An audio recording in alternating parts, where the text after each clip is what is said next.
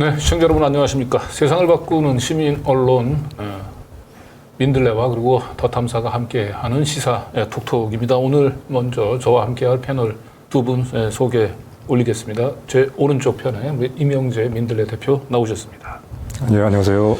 네, 그리고 저희 제 오른쪽 편이네요. 제 오른쪽 편에 처음 보는 얼굴이죠. 저희 시사 톡톡엔 처음 모시는 초대 손님입니다. 네. 우리 문희정 국제정치평론가님 나오셨습니다. 네, 안녕하세요. 네. 문희정 평론가님은 우리 그 송작가 TV의 그 덜 탐사 그리고 네. 우리 박대용 기자하고 함께 진행하는 이제 수리남. 수리남에서 낯이 익었는데 저희 어쨌든 시사 톡톡은 오늘 처음에 진작에 모시려고 했는데 네. 워낙 바쁘셔가지고 제가 옛날 사람인데 예전에 저희가 이제 방송국에 입사하는 걸 입성이라고 표현을 했거든요. 네. 예. 근데 정말 제가 오늘 이 스튜디오를 들어오면서 그 느낌 받았어요. 내가 드디어 이 스튜디오에 입성을 하는구나. 예. 그리고 아마 제 이 헤어스타일도 좀 적응이 좀 안 되실 것 같은데, 제 머리는 뭐 참고로 이 주권이 없습니다. 제가 스스로 어떻게 안 되고요. 제 머리를 만지는 분한테 모든 걸 맡기는데, 오늘 평소에 제 머리를 만져주시는 스타일리스트 안 실장님이 비버닝 관계로 우리 김은도 PD가 새롭게 연출을 했습니다. 아마도 이번 한 주 후쿠시마 오염수 방류건도 그렇고 이 서울 양평의 땅 문제도 그렇고요. 이 분노한 한 주를 사자 갈퀴처럼 이제 머리를 좀 세워서 전사의 이미지를 좀 만들려고 연출해 주신 것 같습니다. 네, 시청자. 우리 강진구 기자의 머리는 사자의 갈퀴이고, 우리 민들레는 레벤짠, 독일 말로 사자의 이빨. 그렇죠. 이렇게 서로 통하네요. 네. 그리고 뭐 제가 사실 뭐 전사라고 얘기하지만 여기 방송 시작하기 전에 저희 문희정 평론가하고 얘기를 잠깐 나눠봤는데 진정한 전사는 우리 문희정 평론가의 부드러움 속에 엄청나게 강함을 감추고 계신 분입니다. 네, 제가 웃으면서 해맑은 얼굴로 굉장히 독한 멘트를 많이 내뱉는다고. 예. 그리고 오늘 이제 또 이 국제 정치 또 언론 분야에서 문희정 평론가 갖고 있는 이제 내공을 오늘 저희 시사 톡톡 시간에 이제 선보여 주실 거라고 저희는 기대합니다. 자, 우리 민들레 이제 오늘 컨셉이 이제 한국의 가디언 민들레를 키웁시다. 오늘 이제 문희정 또 평론가를 특별히 모신 이유도 거기에 있는데요. 네, 우리가 매주 민들레를 이제 그 홍보하는 문구를 소개해드리고 있는데 청정 언론 민들레. 오늘도 이 청정 언론을 또 유달리 또 강조하신 이유가 있으시죠? 네. 오늘 우리 문희정 평론가님이 나와서 이제 해주실 말씀과도 관련되는 것입니다. 바로 영국의 가디언지라고 하는 좀 진보적인 매체이죠. 근데 이 신문은 특히 이제 광고를 받지 않는 것으로도 특히 세계적으로도 이런 큰 언론사 중에서도 거의 유사한 사례를 찾아보기 어려운 그런 매체입니다. 그래서 그런 점에서도 우리 민들레 역시 광고를 싣지 않고 전적으로 시민들의 후원에 의해서 응원에 의해서 이렇게 운영이 되는 매체라고 하는 점을 오늘 가디언에 대한 얘기를 하는 것과 이렇게 결부지어서 좀 강조하고 싶어서 저렇게 좀 가져와 봤습니다. 네. 그리고 우리 이제 민들레가 이제 유튜브를 개설한 지가 이제 꽤 됐어요. 네. 그래서 이제 2만 명을 넘어서 이제 3만 명을 향해서 가고 있습니다. 아직 민들레가 가지고 있는 그 역량에 비해서는 이 구독자 수가 좀 작은 것 같습니다. 네, 이러다가 또 어느 한순간에 또 상당히 또 폭발하겠죠. 네. 그래서 단순히 이제 그 귀로 듣는 신문뿐만 아니고 방금 전에 여기 그 참석해준 문희정 우리 평론가가 아주 이 민들레의 유튜브를 이제 좀 한 단계 그 점프업 하는데 굉장히 귀가 번쩍 뜨일 만한 제안을 좀 해주셨어요. 네. 제가 아시는 분들도 계시겠지만 2012년에 왜 박근혜 당선 이후에 많은 시민들이 절망하면서 이거 이유가 뭘까를 생각하면서 결국 언론의 문제다. 너무 기울어진 운동장이 심각한 상황이다. 이걸 바로잡고자 대한언론 운동을 한참 펼쳤었거든요. 그리고 저도 그 대한언론에 몸을 담았었는데 그 과정에서 이 과연 언론이 어떤 모습이어야 할지에 대한 고민을 굉장히 많이 했습니다. 그리고 지금 역시도 우리가 검찰개혁, 언론개혁이라고 너무나 점잖게 우리 시민들이 외쳤었는데 저는 계속 어떤 이야기를 하던 간에 이게 언론이 문제구나로 늘 귀결이 되더라고요. 그래서 제대로 된 언론을 우리가 만들어야 된다. 기존에 있는 언론들을 어떻게 좀 다독여가지고 같이 가볼까, 설득을 해볼까라는 생각도 했었지만 안 된다. 안 된다. 네, 안 된다. 예, 안 된다. 예, 그러면 시민들의 언론을 좀 키우는 수밖에 없다. 목소리를 키우고 힘을 키우는 수밖에 없다. 그래서 거기에 대해서 사실은 굉장히 많은 고민을 하고 있는 와중에 민들레가 있고 더 탐사가 있잖아요. 뭐 더 탐사는 정말 제가 그 농담 비슷하게 그런 얘기 하거든요. 노벨 평화상감이라고. 제가 꼭 추천서를 쓸 거라고. 저하고 같은 농담을 했네요. 그래서 그 급인데 민들레는 아마 이제 아시는 분들은 그 기사가 얼마나 훌륭한지 다들 아실 거예요. 근데 이건 너무 우리끼리만 알아서 그게 아쉬워서 어떻게 하면 시민언론 민들레를 정말 더 탐사급으로 키울까. 예. 그 고민도 하게 됐는데 거기서 제가 이 민들레 기사를 이용해가지고 우리가 영상 뉴스를 좀 만들어보자. 그러니까 시민들이 그 대선이 끝나고 나서 TV를 다 끄셨어요. 볼 게 없고 뉴스 시간이 돼도 볼 뉴스가 없다라고 다 끄시잖아요. 그래서 민들레가 이 좋은 기사들을 이용하고 이 좋은 기자분들 활용해가지고 뉴스를 떡하니 만들면 어떨까라는 고민을 저 혼자 하고 있었거든요. 민들레와 상관없이. 네, 정말 감사한 말씀이고요. 그렇지 않아도 저희들이 우리 민들레의, 그러니까 민들레가 제작하고 민들레 에디터들 또 민들레의 어떤 콘텐츠들을 활용해서 이런 뉴스 프로그램 같은 것을 한번 만들어 보는 게 좋겠다는 생각을 이제 그전부터 하고 있었는데 다만 저희 여건이 지금까지 그런 여건이 충분치가 못해서 계속 미뤄져 왔죠. 근데 하지만 저희들이 할 수 있는 여건에서 소규모로 시작을 해보려고 하고요. 조만간에 저희들이 그런 관련한 기획 논의를 할 때 오셔서 저희 민들레 유튜브를 바른 길로 좀 인도해 주시죠. 예. 네. 그래서 단순히 이제 민들레 그 유튜브가 그 이렇게 텍스트로 된 기사를 이렇게 음성으로 전환해주는 이제 이런 뭐 기능에서 벗어나서 뭐 매일 아니면 뭐 한 이틀, 뭐 2, 3일에 한 번씩이라도 뭐 민들레와 함께하는 뭐 저녁 뉴스, 네. 뭐 이런 형태로 한번 여기 이 자리에서 방송하기 전에 나온 얘기입니다만은 네. 이명재 대표 좋다고 대표가 승낙을 했어요. 좋다고. 이건 승낙이 아니고요. 오히려 저희가 바라는 바이죠. 그래서 뭐 시간이 어떻게 좀 준비하는데 시간이 좀 있긴 하겠지만 저희 더 탐사 9시 방송 이전에 우리 민들레 아마도 그 민들레와 함께하는 저녁 뉴스가 시작이 되면 뭐 문희정 아나운서가 제안한 분으로서 책임을 또 지실 거라고. 네. 예, 제가 최선을 다해서 도와드리겠습니다. 예. 네. 당연히 그러시겠죠. 네. 예. 근데 아마 시민들이 정말 듣던 중 반가운 소리라고 생각을 하실 것 같아요. 왜냐하면은 많은 분들이 진실에 목말라 있거든요. 그리고 시민의 눈으로 세상을 좀 이야기를 해주는 매체들이 많았으면 좋겠는데 그냥 유튜브를 찾아 들어가야 되는 상황이고 아름아름 들어가야 되는 상황인데 결국은 이제 최종적으로는 시민 언론, 시민 방송이 주류가 돼야 되는 게 저는 맞다고 생각하거든요. 그 과정 속에서 굉장히 다양한 매체들이 다양한 시도를 해야 된다라고 생각을 합니다. 네. 그러면서도 중요한 건 더 탐사가 많은 분들에게 환영을 받는 이유는 그거죠. 퀄리티가 남다르다. 네. 사실은 다른 진보 유튜브들 많습니다만 더 탐사는 탐사 취재를 하는 곳이잖아요. 유일하게. 자, 이것과 마찬가지로 민들레는 정말 저는 기자들의 식견에 굉장히 늘 감탄을 하면서 기사를 보는데요. 네. 그 훌륭한 기자들과 함께 뉴스를 만들어내는 것. 이건 민들레만이 또 할 수 있는 일이라고 생각을 하거든요. 네. 네, 지금 뭐 윤석열 정권 출범하고 난 뒤에 이제 뉴스를 이제 보기 싫다고 해서 이제 뭐 포털에 들어오지 않는 분들이 많이 계신데. 그렇죠. 네, 저희 더 탐사와 민들레가 이제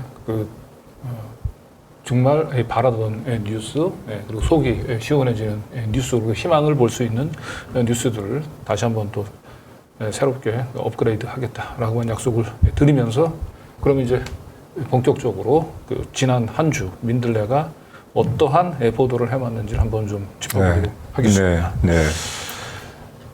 지난 한 주 역시 두 개의 사안을 우리가 집중적으로 보도를 하고 있는데요. 그러니까 윤석열 이제 정권 입장에서는 거의 뭐 쌍끌이 악재예요. 쌍끌이. 후쿠시마 이제 오염수 방류, 그렇죠. 이 김건희 고속도로 게이트, 양평 게이트. 그리고 한편으로는 한국의 이제 주요한 언론들이 잘 다루지 않고 있고, 이걸 다루더라도 상당히 국민의 여론과는 거꾸로 그렇게 취급하고 있는 그 두 개의 사안이죠. 바로 김건희 양평 게이트. 이 사안에 대해서 저희들이 뭐 덧담터도 물론 그렇지만은 저희들도 여러 각도에서 취재를 하고 있는데 이 보도, 민들레 보도의 양상을 이제 보시면 아시겠지만은 이게 이런 지금 상황인 것 같아요.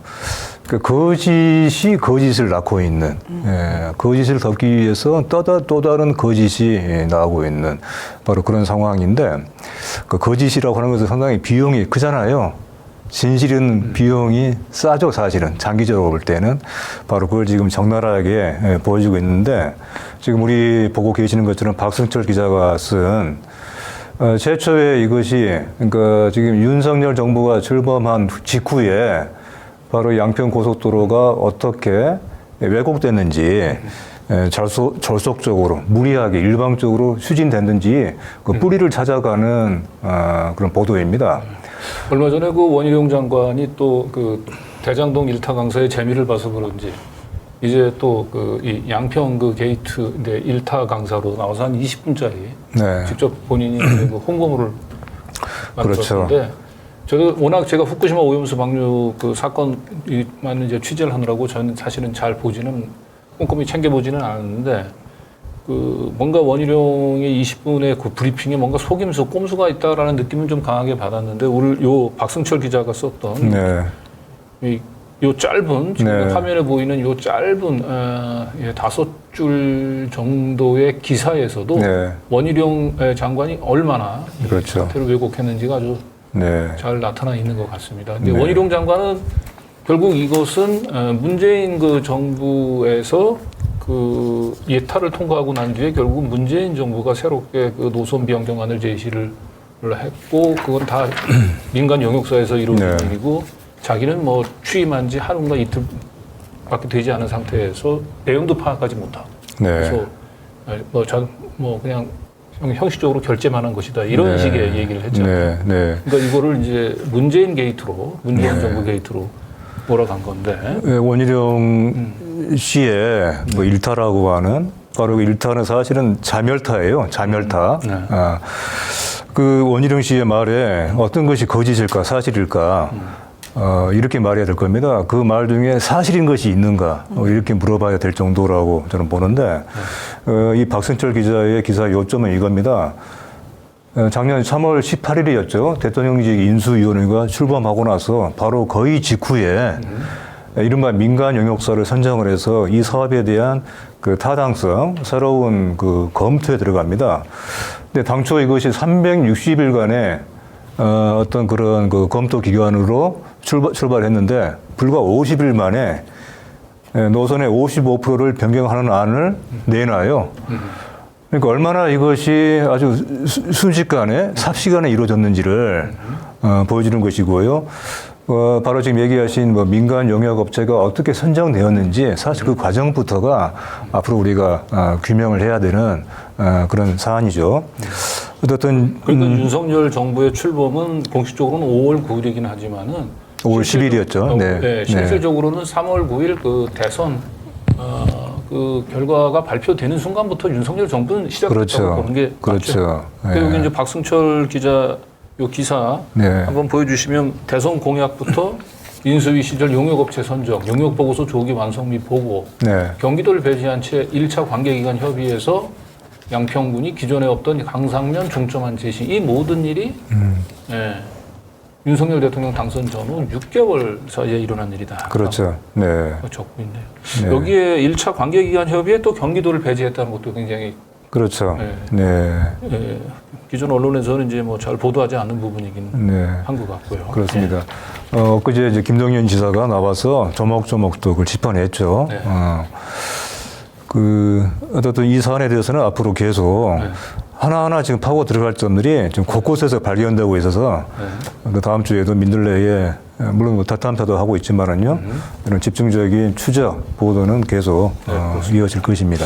자, 그리고 이 강상면으로 그 종점을 이제 변경한 것에 대해서 이제 원희룡 장관이나 국토부가 지금 뒤늦게 허겁지겁 지금 논리를 만드는 것이 이제 비용 타당성 그 분석에서 훨씬 강상면 종점안이 그렇죠. 유리하다라는 것인데. 그렇죠. 그 중에 중요한 근거가 바로 저거죠. 교통 수요. 네. 교통 수요에 대한 이제 예측 분석인데 여기 이 대목에서도 이제 애초에 이제 원안, 그러니까 예비 타당성 조사를 거친 이른바 이제 예타안과 새로운 대안, 지금 바로 문제가 되고 있는 새로운 안, 그 안 간에 화면에서 보이는 게 저기 국토교통부 홍보 자료인가 보죠.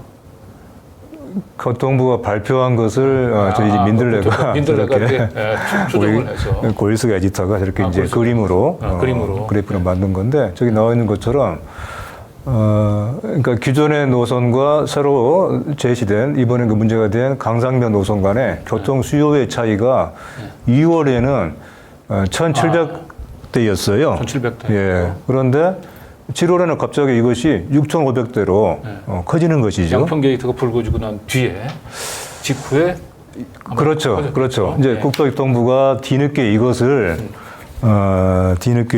이제 설명하는 여러 가지 근거 자료들을 만드는 과정에서 네.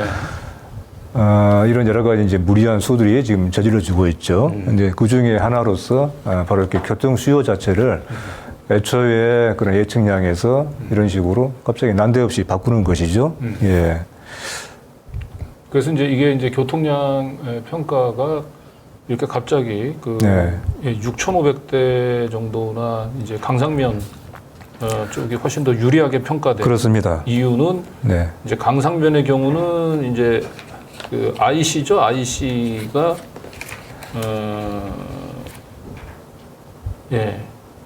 원안 노선에서는 이제 IC를 빼고 교통량을 이제 분석을 한 반면에 지금 새로운 이 대안 부분들은 이제 인터체인지를 전제로 해서 맞아, 그렇죠. 네, 예. 그렇게 해서 그렇습니다. 평가하니까 네. 당연히 똑같은 동일한 그렇죠. 비교 기준을 놓고 평가해야 맞습니다. 그렇습니다. 되는데 바로 그 점입니다.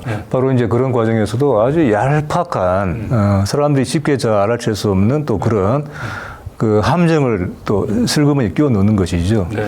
이런 식의 지금 이 일들이 계속 국토부 안에서 계속 궁리되고 있는 거예요. 네. 장관의 이런 그 일방적인 백지화라든가 일방적인 변경, 물론 이제 그 뒤에 또 뭔가가 있겠죠.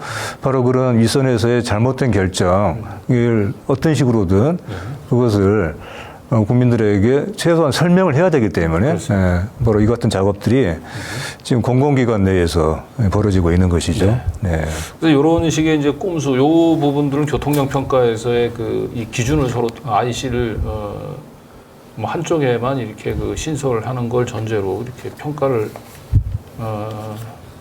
한 이 꼼수에 대해서는 뭐 경향신문이나 이런 기존 언론에서도 한두 군데 지적을 하긴 했더라고요. 지적하고는 있죠. 네. 그런데 이제 아마도 새로 민들레와 함께하는 저녁 뉴스가 신설이 되면 아마 이런 뉴스를 보고 싶을 것 같아요. 그렇죠. 네. 네. 이게 한 주간 이렇게 종합 정리하는 것뿐만 아니고 그날 그날 그 많은 시민분들이 이 뭐 윤석열 정부 들어서서 워낙 많은 일들이 동시다발적으로 터지고 있다 보니까 그리고 거기서 수많은 언론들이 기성 언론들이 그 사안들을 굉장히 복잡하게 만들어 놓습니다. 그래서 진보 유튜브라든지 더 탐사를 보면서 많은 분들이 본인은 알고 있어도 이걸 주변 분들에게 설명하기가 너무 어려운 거예요. 복잡하죠, 참. 네. 왜냐하면 제가 봤을 때는 그걸 노리는 거예요. 기존 언론들은 누가 한마디 했다, 누가 뭘 했다라는 걸 수십 개의 기사를 계속 도배를 하다 보니까 결국 그 피로감에 대다수의 사람들은 헤드라인만 보고 넘어가거든요. 그 헤드라인을 보고 생각이 딱 박힌 시민들한테 진실은 이거야라고 설명하기가 너무 그렇죠. 어렵더라는 겁니다. 그래서 이런 부분들과 관련해 가지고 저는 언론이 도대체 오히려 시민들을 더 혼란스럽게 만들고 오히려 더 미궁 속으로 빠뜨리는, 진실 자체를 미궁 속으로 빠뜨리는 악영향을 미치고 있는 게 아닌가. 네. 예. 자, 그리고 그 다음 한번 넘어가 볼까요? 그 김건희 씨가 가지고 있는 양평의 땅들이 사실은 저 강산면 병산이뿐만 아니고 그렇습니다. 우리 양평 랜드라고 네. 예, 표현을 하셨어요. 네. 장명을 하셨네요. 네. 우리 민들레에서. 네, 우리 골리스 에디터가 양평 땅, 양평에 얼마나 많은 그야말로 일종의 하나의 이제 그 작은 신도시급의 땅이 있다는 거예요. 양평 곳곳에 저걸 이제 한눈에 볼 수 있게 저렇게 이제 그림으로 그린 것인데, 물론 이 김건희 씨 일가는 전국에 걸쳐서 곳곳에 땅들을 많이 가지고 있어요. 근데 그 많은 땅들 중에서 특히 그 비중이 큰 것이 성남시에 이어서 두 번째로 많은 것이 바로 이제 이 양평이고요. 그래서 양평이 거의 뭐 양평, 우리 제목에 나오는 것처럼 양평 김건희 랜드라고 할 정도로 양평의 부동산이 저 김건희 씨의 재산의 결정적인 비중인 것이고, 그래서 지금 이번에 문제가 되고 있는 고속도로 뭐 신설이니 노선의 변경이니 또 각종 여러 가지의 뭐 도로의 개설 또 여러 가지 그 특혜, 그것이 그야말로 사활적인 이해관계가 달린 일이다 하는 것을 저 양평 땅의 저 지금의 저 그림을 보면은 또 일목요연하게 뭐 저렇게 많은 땅이 필요로 할까요? 볼 수가 있는 것이고요. 근데 저 이제 사실 뭐 땅을 많이 가지고 있는 것이야 100번 양보해서 이해한다고 치더라도, 근데 저 김건희 일가의 그 재산 증식 과정이 가지는 문제는 물론 이제 지금 대탐사가 오랫동안 계속 보도를 해서 많은 분들이 알고 있는 것처럼 예컨대 이런 식이에요. 원래 맹지인 땅에 창고를 지어놓고는 고속도로로 인해서 통행이 불가능하다 이렇게 민원을 제기해요. 그럼 또 도로를 또 개설을 해줘요, 도로공사에서. 그 과정에서도 여러 가지의 그 압력, 또 눈에 보이지 않는 뭔가의 어떤 또 작용이 있겠죠. 그렇게 되면 또 그럼 결국 도로가 놓이죠. 자, 이렇게 되면은. 네, 여기 다음. 네. 이거 지금 보이는 게 우리 김성진 기자가 직접 이 양평 땅에 가서. 그러네요. 예, 바로 이것이죠. 그렇죠. 지금 우측편으로 보이는 것이 이제 중부내륙 고속도로고. 네. 가운데가 지금 이제 콘크리트 포장도로예요. 그렇습니다. 예, 근데 저 콘크리트 포장도로는 아마 양평군 차원에서 개설을 해준 것 같고요. 네. 요 오른편 이제 보이는 요 땅들이 도로공사에서. 김건희 가족들이 보유한 땅들입니다. 그러니까 이것은 다른 용도는 없어요. 김건희 일가 전용 도로예요. 이 도로는. 그러니까 이제 이들의 수법은 이렇게 임야를 이제 사가지고 저렇게 그 외지에 떨어져 있는 임야, 아무런 개발 가치도 없어요. 보지 않는 임야를 그냥 아주 싼 값에 사고, 그리고 난 뒤에 저 임야에다가 갑자기 무슨 뭐 집을 짓는 이럴 수는 없으니까 별로 사람들한테 큰 이목을 끄지 않는 창고를 짓는 거예요. 창고를 지으면서 이제 살짝 형질을 변경을 창고를 지었다는 이유로 토지 임야를 뭐 대지로 바꾼다든지 뭐 이런 살짝 이렇게 이제 토지를 형질을 변경하고 그러는데, 야, 우리 이거 창고 여기다 전놨는데 이거 창고가 뭐 쓰려면은 이게 뭐 도로도 없고 이거 맹지래 가지고 이건 이용을 못 한다라고 또 양평군에다 민원을 하고 또 뭐 여주지청장도 한 검사 출신이고 그러면 뭐 군에서 눈치 좀 슬금슬금 보면서 지금 이게 화면에서 보는 것처럼 이렇게 도로를 내주는 거예요. 이 접근로를. 그렇습니다. 그 일반 시민들이 저희가 진짜 창고로 사용을 하려고요 라고 해서 그렇군요 라고 실사를 제대로 해가지고 도로를 내주는 건 아니군요. 검사 사위가 있어야지 가능한 거군요. 그렇기도 하고요. 우리 이제 골수 에디터가 잘 지적을 하고 있는 것처럼 사실은 원래 이런 수완이 대단했다는 거예요. 원래. 여러 가지 어떤 그 방법과 노하우를 가지고 있는 그런 일가라고 하는 점에서 대한민국에서 아무튼 상당히 특별한 일가이다. 그래서 윤모 씨나 김성교 씨가 아니어도 얼마든지 불법을 저지르고 무사하고 가전 특혜를 이끌어낼 수 있는 능력과 노하우를 가지고 있는 특별한 가족이다 이렇게 분석을 하고 있어요.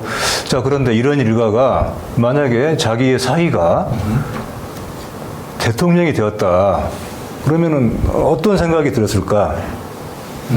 그래서 대선이 끝나자마자 만사를 제쳐놓고 뭔가 어떤 국토부 같은 기관을 통해서 뭔가가 이루어진 것이 아니냐.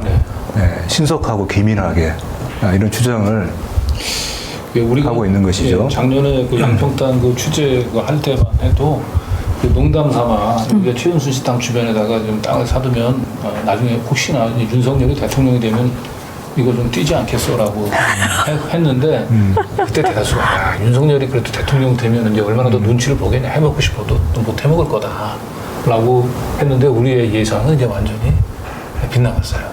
그러니까 상식대로라면 사실은 오히려 더 눈치를 보고 사실은 언론이 눈에 불을 켜고 감시를 할 것이다라는 생각을 하잖아요. 일반 시민들이라면. 그렇죠. 예. 네. 그런데 지금 윤석열 정부 같은 경우에는 저희가 지난 1년간 정말 기아 많은 일들만 경험하지 않았습니까? 뭘 상상하든 그 이상 뛰어넘는 일들을 하고 있기 때문에 앞으로 또 뭘 할까? 그래서 제가 누군가에게 그렇게 물어봤어요. 아니, 우리는 생각도 못하는 일들을 어떻게 이렇게 생각을 할까 그랬더니 저보고 그러더라고요. 하루 종일 돈 생각해 본 적 없죠? 라고 그래서 아유, 뭐 일도 많은데 뭔 돈 생각만 해요. 뭐 그랬더니 하루 종일 어떻게 하면 돈 벌까 궁리만 하면 이런 생각들 할 수 있다고. 네. 예. 근데 사실은 이렇게 그 땅은 사실은 이제 김건희 씨 주 종목은 아니고 이건 이제 최은순 씨가 이제 주 종목이거든요.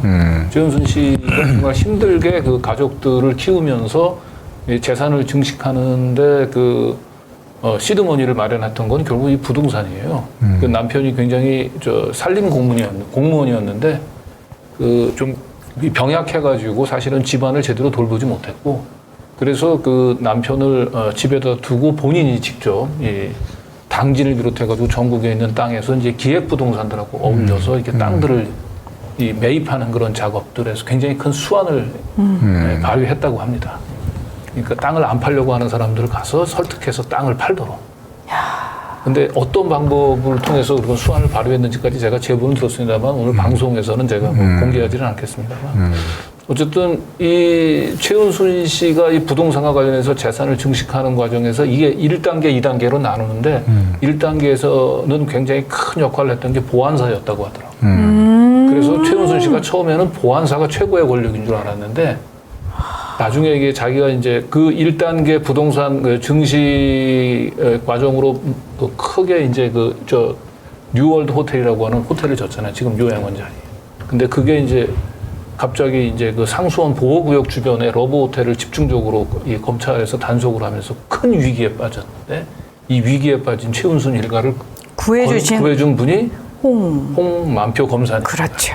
그러니까 보안사보다 훨씬 더 센 권력이 검사라고 하는 걸 알고 그때서부터 최은순 씨는 이제 사활적으로 검사의 사위를 보기 위해서 매달렸던 게 아닌가 싶고 그게 이제 검사 사위를 넘어서 이제 대통령 권력까지 거머쥐었으니 근데 뭐 천천히 좀 시간도 많은데 이 대통령 취임하기도 전부터 인수위 구성 단계부터 이건 작업이 좀 들어간 걸로 지금 보이잖아요. 시간이 많지 않았을 수도 있어요. 왜냐하면 해먹을 게 워낙 많아서 빨리빨리 해먹어야 되겠다고 생각을 하지 않았을까. 그러니까 이 작업은 최은순 씨 입장에서는 굉장히 애가 타는 작업이긴 했을 거예요. 여기 뭔가 고속도로 들어오는 걸 염두에 두고 저희가 이 강상면에 땅을 사놓는데 포장도로까지를 끌어들이는 것은 콘크리트 포장도로까지는 성공을 했는데 좀 더 크게 이걸 좀 피워야 되는데. 그러겠죠.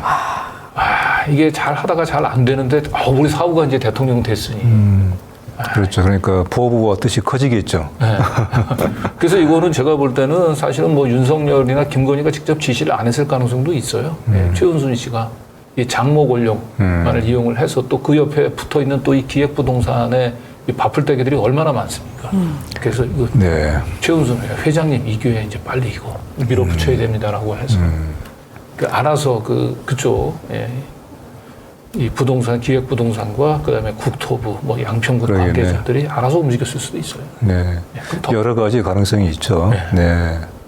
자, 어쨌든 이게 우리 민들레가 지난 한 주에 이 쌍끌이 악재였던 윤석열 입장에서 네. 어떤 양평 게이트도 이렇게 직접 현장까지 가서 아주 다양한 각도에서 취재를 좀 했던 것 같습니다. 자, 우리 박순찬 화백 네, 예. 바로 엊그제 만평인데요. 네. 경호원과 경호원이잖아요. 또 처음에 경호원 그래서 이게 오자가 아닌가 싶었는데 그림을 보고 그 원이구나. 저희 민들레가 사실은 이른바 이제 그 요새 언론이 흔히 쓰는 단독 보도가 많아요. 근데 저는 이제 일절 단독 보도라는 말을 일부러 안 씁니다. 근데 하지만 내용을 들여다보면은 단독 또 뭐 단독성 보도가 꽤 있죠. 근데 저희들의 단독 보도는 사실은 그렇게 어렵지 않아요. 예, 저희가 취재하는 것이 곧 단독입니다. 쓰면은 단독이 돼요. 왜 그러냐? 안 쓰기 때문에 안 그런 쓰죠. 거죠. 다른 그렇죠. 언론은. 이제 이 역설이 저희들의 단독 보도의 역설인데 지금 양평 게이트 우리 언론이 어떻게 보도하고 있는지 제가 이제 좀 뒤에 그 말씀을 드리겠지만은 뭐 조중동을 물론이고 그 연합뉴스가 그 뉴스통신사로서 언론의 언론이잖아요. 그러니까 최초 일보를 쓰는 언론사이죠. 그런데 연합뉴스의 보도를 쭉 보면은 양평 게이트에 대해서 의혹을 제기하는 기사는 찾아볼 수가 없어요. 찾아보기가 어려워요. 그런데 그 의혹에 대해서 이것은 터무니없는 얘기다. 이건 전혀 그 근거 없는 얘기다. 반박하는 것은 또 그때그때 바로 신속하게 올라와요. 네. 이렇게 이제 반쪽으로 보도가 되고 있는 것이죠. 지금 그런 상황이 박순찬 화백이 그 경호원이라고 표현해요. 또 다른 경호원으로서의 한국의 언론. 이번에 그 나토 그 순방하는 과정에서 또 김건희 씨의 에코백이 또 화제가 됐던 모양이에요. 그랬던 모양이던데요. 온 언론이 다 네. 그걸 썼죠. 참. 근데 그 어제가 그 폴란드 방문해서는 또 명품 매장을 또 방문하신 모양이에요. 예. 그게 현재 언론에 또 보도가 됐습니다. 현지 언론은 대대적으로. 보도가 됐는데 우리 언론은 조용한 것 같아요. 명품 매장 이용하는. 저는 정말 이해가 안 되는 게 사실 그 지난번에 바이든 날리면 그 사태 때 MBC 기자들이 그 전용기에서 배제당하지 않았습니까? 그 당시에 제가 모 방송에 나가서 그런 얘기를 했어요. 아니 제가 봤을 때는 언론인들이 기자들이 다 같이 보이콧을 해야 된다. 왜 하지 않습니까? 그랬더니 그 모 대표께서 그 관련 조직의 대표께서 뭐라고 말씀하셨냐면 전용기 안에서도 취재할 게 있다. 그 끝까지 기자의 사명을 가지고 뭐 이래서 제가 속으로 그랬거든요. 그래 얼마나 엄청난 게 나오는지 보자라고 했더니 아무것도 나오질 않는 거예요. 지금 이 그 리투아니아에 가가지고 사실 명품 편집샵을 5군데나 돌았다라고 하거든요. 그랬어요? 네, 그리고 밖에 사실 경호원들을 10명 정도를 배치를 해놓고 아예 못 들어오게 했다는 거 아닙니까? 그러면 이거 사실 따라간 기자들이 대서특필을 해야 되고 굉장히 문제로 삼아야 되는 부분이거든요. 그런데 우리 언론이 그걸 보도했나요? 전혀 보도하지 않았다. 근데 도대체 왜 굳이 그 비싼 돈을 내고 가신다면서요, 기자님들? 그 돈을 내고 전용기 왜 타고 가십니까? 왜 따라가십니까, 도대체? 천편일률적으로 똑같은 기사 낼 거면 그냥 앉아서 한국에서 충분히 쓰실 수 있잖아요. 왜 가시는 겁니까? 그러니까 본인의 존재 이유를 좀 증명을 해주셨으면 좋겠어요, 기자분들. 여기 이 에코백을 그 명품숍 가게에 가서야 살 수 있는 모양이죠. 그렇게 이해하고 싶네요. 그렇지 않고서 도저히 이게 이해가 안 가는 일이네요. 네, 우리 언론들만 보면 김건희 씨는 아주 저렴한 이제 그 패션의 소품들을 이용을 해가지고 굉장히 멋을 내는 훌륭한 참 외교 사절인 것처럼 이제 보도가 되는데 이 명품 매장 이용한 부분들에 대해서 언론이 물론 이건 이제 비공개로 이건 뭐 당연히 뭐 알리고 싶지 않은 내용들이니까 비공개로 진행을 했다 하더라도 외신에까지 보도가 됐는데 국내 언론이 이 부분들을 한 줄도 지금 보도하고 있지 않다. 아니 대통령 부부의 외국 행사의 그 공식 방문의 일정이 어떤 게 비공개가 될까요? 개인적 일정은 있을 수 없습니다. 그렇죠. 공인으로서 움직이시는 거기 때문에 그리고 또 하나가 리투아니아라는 나라는 상당히 작은 나라입니다. 그렇죠. 굉장히 작은 네. 나라고 일명 이제 발트 3국이라고 그래가지고 네. 러시아 쪽하고 각을 세우고 있는 대표적인 나라 중에 한 나라거든요. 그 나라에 대한민국은 이제 거의 세계 10위권 안에 있는 나라거든요. 경제력이라든지 국력이라든지 또는 K 한류 때문에라도 워낙 유명한 나라입니다. 그 나라의 대통령의 영부인이 그 명품 편집샵들을 쫙 그런 식으로 순례를 했다. 그 리투아니아 국민들이 대한민국이라는 나라를 어떻게 바라보게 될까요? 당신은 한 사람의 개인이 아니라 대한민국 그 자체로 예, 인식될 수 있다는 걸 반드시 좀 기억을 하고 행동을 해주셨으면 너무 좋겠습니다. 네. 네, 오늘 박순찬 그 화백 네. 경호원과 경호원 특히 네. 경호원이라고 하는 표현에 또 눈길이 가는 한 주였던 것 같고요. 자, 그럼 여기서 잠깐 광고 말씀 네. 올리고 계속 얘기 이어가 보도록 하겠습니다. 시민이 만드는 사회 공익 채널 시민 언론 더 탐사 다시 시작합니다. 더 탐사를 응원하는 가장 스마트한 방법. 저렴한 가격, 전 제품 무료 배송, 더 탐사몰을 이용해 주세요. 쇼핑이 후원이다. 더 탐사몰. 하지 마. 쇼핑이 후원이다. 쇼핑이 후원이다. 더 탐사몰. 아, 저 진짜 궁금했는데요. 네. 매번 저 영상 볼 때마다 우리 진구성께서는 저 영상을 보시면서 어떤 생각을 하시는지 본인이 제가 저렇게까지 해맑은 얼굴을 연출할 거라고는 생각을 못했는데 네. 처음에는 좀 되게 좀 쑥스럽긴 했는데 나중에 보니까 시청자분들이 반응이 좋더라고요. 저게. 그래서 아, 제가 시청자 한 사람으로서 말씀드리는데요. 그냥 진구성이 뭘 하셔도 다들 좋아하셔요. 예. 아, 그러면 문제는 그거구만요. 예. 네, 오늘은 어쨌든 문희정 평론가가 광고 요정으로 네. 제가 완판녀라고 일명 송작가 TV에서 제가 팔면은 제가 먹으면 그냥 예, 다 팔리거든요. 예. 오늘 우리 광고 훈장님 잘 보시면서 좀 많이 배울게요. 네. 자, 오늘 그 저희 소이키인 진한 콩물 가지고 왔습니다. 사실 여름철 하면은 콩국수잖아요. 예. 아, 저도 국수 참 좋아합니다만 이 왠지 콩국수는 한여름철, 요즘은 굉장히 더운데 요때 딱 먹기 예 좋은 그리고 이때 먹어야지만 왠지 어울릴 것 같은 느낌적 느낌인데 사실 콩과 관련해 가지고 많은 분들이 걱정하는 부분이 있습니다. 이거 혹시 GMO 아닐까?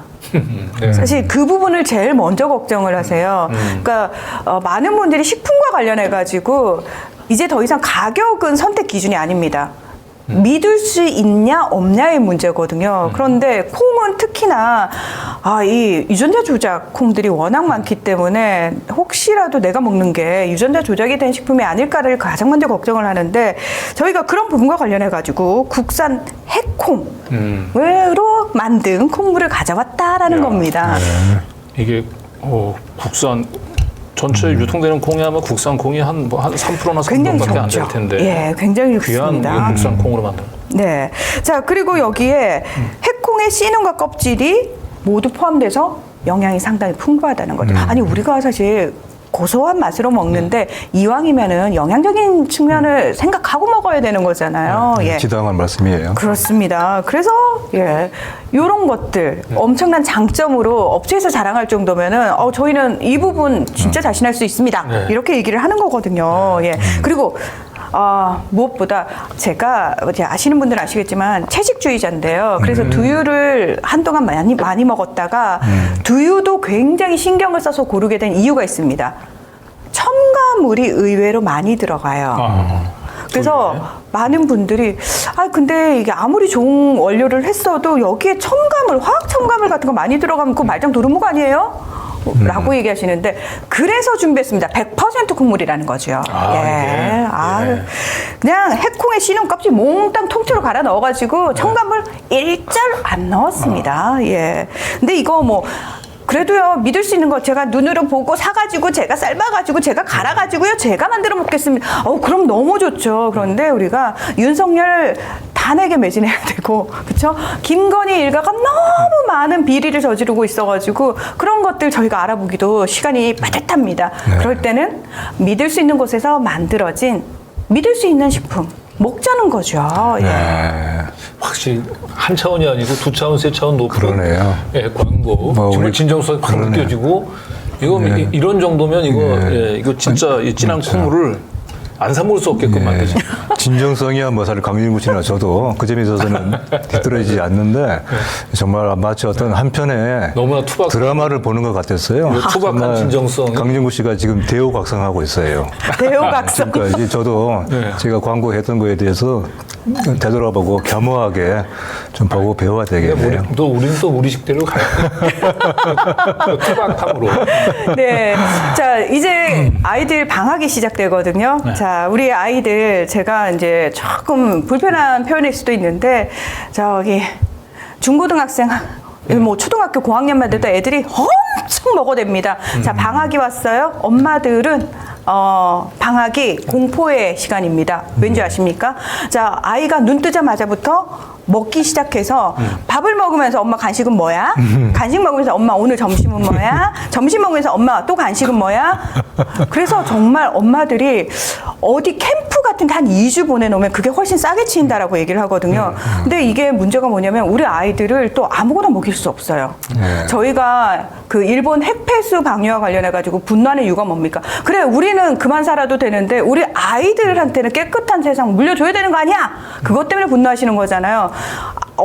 아주 신생아일 때 이유식 다 유기농으로 비싼 거 사가지고 엄마들 만들어서 먹였거든요.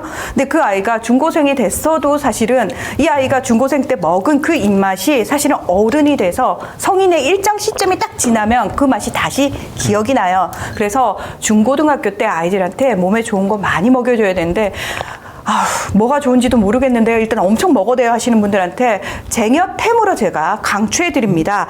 자, 소이킨 진한 콩물 500ml 4개 26,600원에 무료 배송을 해 드리는데요. 이런 거 사실 이거 잘 먹을까? 걱정도 팔자셔. 애들 그냥 먹어요. 예. 이걸로 콩국수 해 드셔도 되고요. 두유처럼 아이들 취향대로 너무 담백합니다. 담백한 거는 어른들이 드시고요. 아이들은 살짝 달달한 거 좋아하잖아요.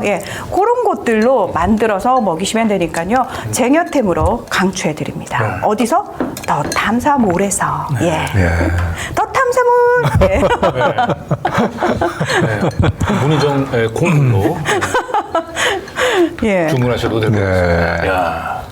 콩이라고 하는 게 사실 우리 조선민족의 대표 곡물이거든요. 그렇죠. 쌀보다 더 사실은. 그래서 우리 세계에서 가장 콩의 품종이 많은 나라가 우리 조선 땅이잖아요. 네. 근데 우리 이 훌륭한 국산 콩들이 언젠가부터 참 찾아보기 어려운 귀한 곡물이 되고 있는데. 맞아요. 말씀하시느라고 제대로 듣지도 들어보니. 네, 아니 근데 저는 진짜 사실 늘 그 생각하거든요. 더 탐사의 광고를 하실 정도면 업체가 진짜 자신 있나 보다. 왜냐하면 털어볼 테면 털어봐. 압수수색 들어올 테면 들어와봐. 오늘 저 콩 광고를 하니까 제가 생각나는 노래가 있는데 네. 소개해 드릴까요? 네. 그런 노래가 있잖아요. 콩콩 무슨 콩 쟁반같이 둥근 콩 어디 있나 더 탐사에 있지. 뭐 이런 노래. 좀 썰렁했습니다만. 제가 정말 배꼽 사과드리고 제가 지금 노래 부르시는 동안 또 센스 있게 사실 저 먹으라고 시간을 주신 거거든요. 일단 굉장히 진하고요, 담백하고 깨끗한 맛입니다. 저희가 이거 첨가물 들어간 것들은 혀가 정확하게 알아챕니다. 이렇게 약간 끝맛이 뒤에 씁쓸하게 나거든요. 믿을 수 있는 진한 콩물 여러분 여름철에 많이 구매해 보시기 바랍니다.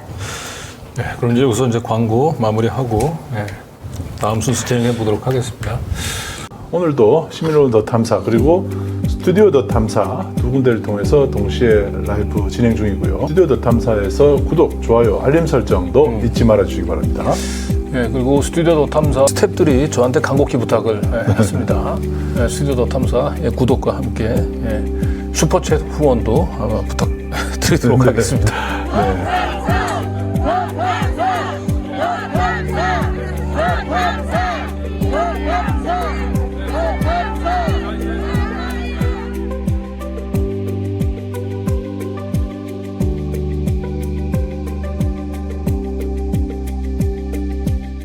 예, 그 양평 그 게이트 이제 저희가 전해드렸는데 이 양평 게이트가 보도되고 난 뒤에 이 국힘당에서 그 윤석열의 그 수호천사를 자처하는 또 국회의원들이 꽤 있습니다. 네. 이게 이제 유상범 의원이 그 역할 좀 많이 했으니 조수진 의원은 요즘 한풀 꺾인 것 같아요.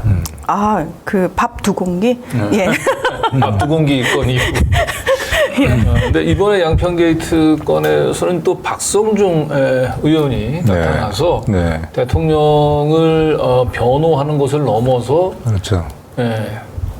이 양평 게이트를 이제 그 집중 보도하는 언론들을 네. 뭐 좌빨 언론이라 그랬더라고요. 예, 그렇습니다. 그 이른바 이제 그 여당의 언론 전문가라고 불리는 의원이죠. 박성중 의원이죠. 지금 나오고 있는 여러 가지 이제 그 이 정부의 불리한 보도들, 특히 양평 게이트와 관련한 보도들을 음모론, 가짜 뉴스라고 규정을 하고 있는 것을 물론이고 이런 매체들을 좌편향 매체다라고 하는 이런 좌편향 매체다. 그러니까 마음에 들지 않은 매체는 다 일단은 좌파 매체로 보는 것이에요. 네. 근데 또 여기에 이제 쓰는 말들이 날뛰고 있다. 또 구체적으로 한번 각오하라. 예, 좀 네. 발언 내용을 한번 좀 소개를 좀 해볼까요? 네. 윤석열 정부를 악마화하기 위해 양평 고속도로 음모론과 가짜 뉴스만을 생산하는 네. 가짜 뉴스만을 생산하는 좌편향 언론 매체는 끝까지 책임을 묻겠다. 네. 각오하라. 네. 또 좌파 매체들이 이번 양평 고속도로 사건을 마치 기회인 양 날뛰고 있다. 네. 아, 이렇게. 궁금하네요. 어딜까요? 저런 좌파 매체들은. 네, 예. 좌파 매체들 16개 매체를 사례로 표로까지 만들어 왔다고 하더라고요. 그래요. 예. 비단 이제 어떤 이른바 우리가 흔히 얘기하는 뭐 민들레라든가 조금 또 좀 마음에 들지 않은 얘기들을 가끔 하는 그 뭐 한겨레 또 뭐 경향 이들 매체만이 아니고 일단은 여기 이 게이트를 다룬 매체들은 무조건 모두 다 좌파 매체로 보는 것 같아요. 경고를 보낸 거네요, 네. 일단. 예. 그런데 지금 이 박성중 의원의 그 언론 그 탄압 발언, 언론을 겁박하는 발언을 사설로 비판하는 곳은 경향과 한겨레 밖에 없는 것 같죠. 비판했죠. 자, 이것이 바로 지금 우리 김성재 에디터가 얘기하고자 하는 것인데요. 언론이 얼마나 우스웠으면이라고 했잖아요. 네. 이건 두 가지 의미이겠죠. 한편으로는 지금의 여당이 권력이 얼마나 언론을 우습게 보면은 그리고 한편으로는 언론이 얼마나 우습게 비쳤으면은 그런 의미가 아닌가 싶고요. 좀 전에 우리 문희정 평론가님께서 말씀하신 것처럼 지난번에 MBC 그 전용기 탑승 그 배제죠. 이건 뭐 불허가 아니죠. 이건 허용할 수 있는 권한 자체가 없기 때문에 그렇죠. 그렇게 얘기를 해야 되는 것이거든요. 그럴 때 바로 우리 언론들 보였던 행태들 다들 나몰라라 했죠. 그렇죠. 마치 어떤 그 강원도 불구경하듯이 이게 바로 우리 모든 언론의 문제라고 하는 인식이 없는 것이죠. 네. 근데 바로 이렇게 좌파 매체라고 하는 매도를 당했을 때조차도 가만히 있는 거예요. 네. 네. 우리가 그동안은 뭐 이 좀 비유법으로 뭐 메카시즘 얘기를 많이 했는데 지금 상황은 뭐 더 이상 이 메카시즘이 비유가 아닌 것 같아요. 네. 네, 뭐 한겨레 뭐 경향 정도를 뭐 좌파 매체라고 하는 정도는 있었습니다만 이 양평 게이트처럼 사실상 국정농단에 가까운 보도를 했던 언론사들을 전부 싸잡아서 전부 이 좌파 매체 그러면서 각오하라 책임을 묻겠다 협박을 날리고 더 참 한심스러운 것은 이제 이런 정도의 그 여당 국회의원이 발언을 했는데도 한겨레 경향을 제외하면 전부 다 해당 매체들이 침묵을 지키고 있다는 사실. 예. 이게 더 씁쓸한 것 같습니다. 네. 그래서 아까 우리 이명재 대표가 국가기관통신사인 또 연합뉴스 네. 아까 경호원 얘기할 때 대표적인 네. 경호원 매체로 지적을 하셨는데 네. 요 연합 네. 국가기관 뉴스통신사로 불리는 연합뉴스죠. 네. 국가기관 방송사는 KBS이고 국가기관 뉴스통신사는 연합뉴스 두 개의 기관 언론사가 있죠. 지금 연합뉴스가 상당한 위기입니다. 이른바 이제 그 정부 구독료 330억 되는 정부 보조금이 크게 삭감되거나 아니면 아예 집행 자체가 불투명한 상황이 되고 있어요.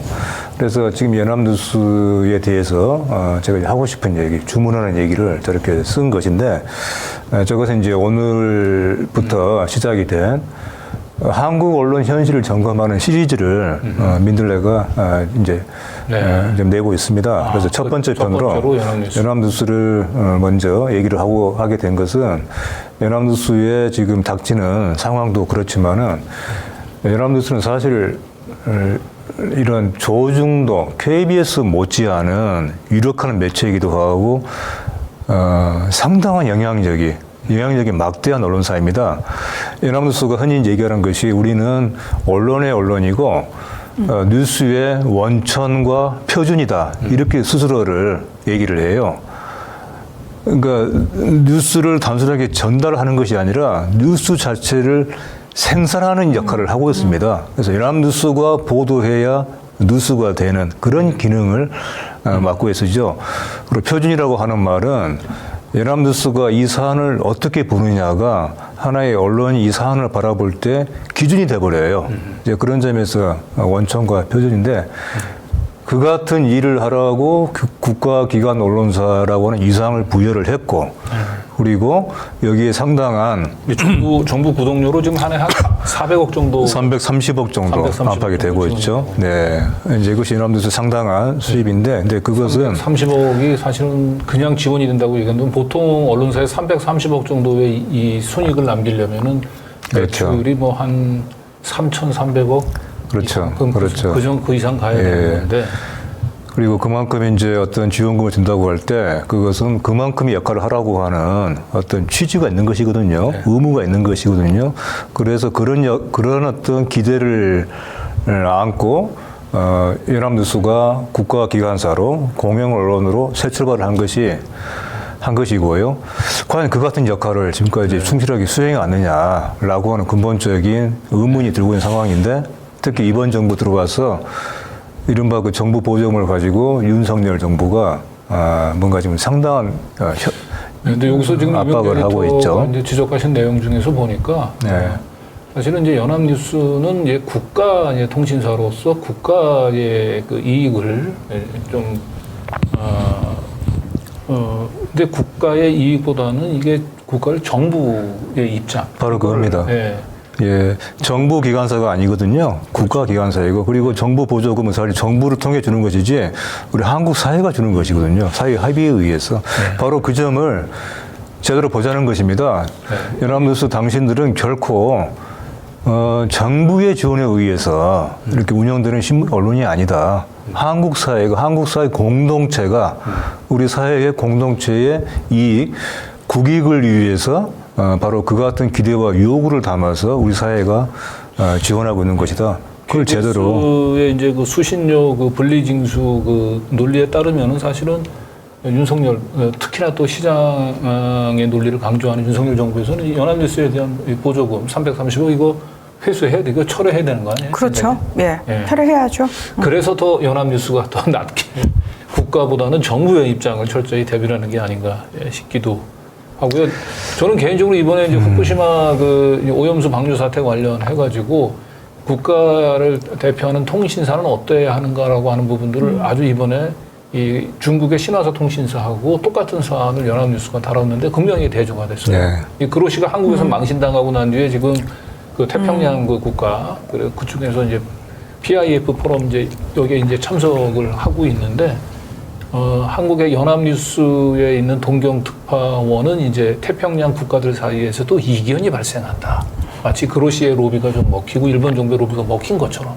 그런데 그게 연합뉴스 기자가 취재한 게 아니고 일본의 교도통신을 그대로 인용을 했더라고요. 그리고 그 인용 보도한 연합뉴스 기사를 또 모든 언론들이 또 다 받아 또. 그렇죠. 그게 포털에 또 대문에 걸리고. 그렇죠.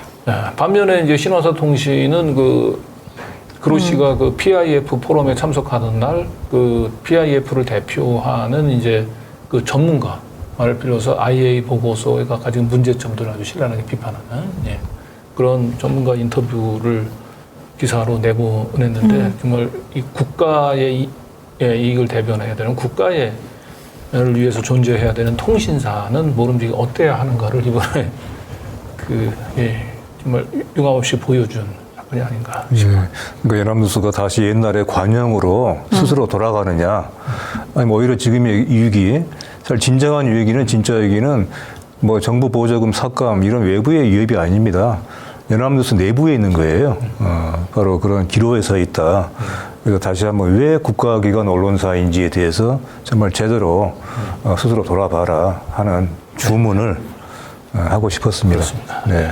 굉장히 두 분 다 점잖게 스스로를 돌아보고 뭐 본인의 역할이 무엇인지 저는 이미 그 단계는 넘어섰다고 그 생각합니다. 단계는 넘어섰다. 예, 네. 지금 시민들이 목도하고 있는 언론의 현실은 자정작용은 전혀 기대할 수 없고 우리가 왜 예전에 그 얘기하지 않았습니까? 국정원한테 스스로 개혁해! 라는 게 말이 안 되고 검찰에게 스스로 개혁해! 말이 안 된다는 걸 알기 때문에 그래요. 시민들의 힘으로 제대로 개혁을 시켜드릴게요. 라고 나선 거 아니겠습니까?